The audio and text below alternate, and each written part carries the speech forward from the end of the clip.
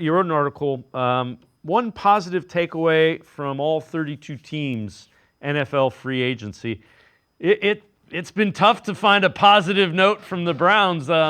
Very low-keyed free agency, but what'd you come with the Browns from that one?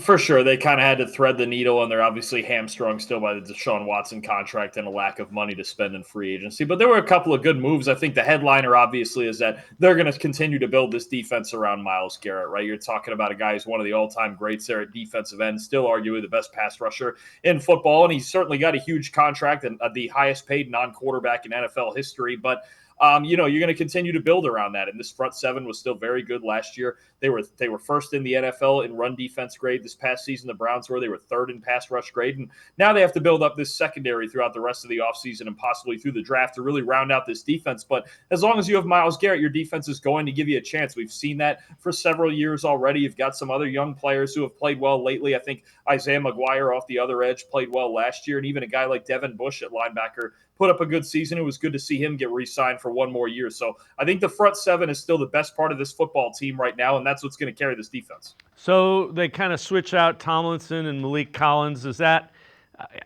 Tomlinson was better probably against the run? Is that fair? Collins not quite as big and not quite as space-eating? Yeah, it's fair to say. I mean, you've got two different. They're a little bit different. Tomlinson holds this gap a little bit better. Collins is more of a penetrator, but at the end of it all, I mean, they could still use some more defensive tackle depth. I mean, I think it's not something that makes a huge impact one way or the other, right? You're just trying to fill bodies on the inside there, and if they felt like they could find an impact run defender in this draft, right, I think they would still look for it in the middle rounds. But at this point, their defensive line, regardless of whether it's Collins or Tomlinson, still is going to look pretty good. I think so. I think Jim Schwartz knows what he's doing with those guys up front. They targeted Collins as a penetrator in that four-down defensive front. I think it'll be a pretty good fit. When you look at the pieces on the defensive side of the ball, we'll get to the offense in a minute, but on the defensive side of the ball, how good can this defense be, do you think, for the Browns?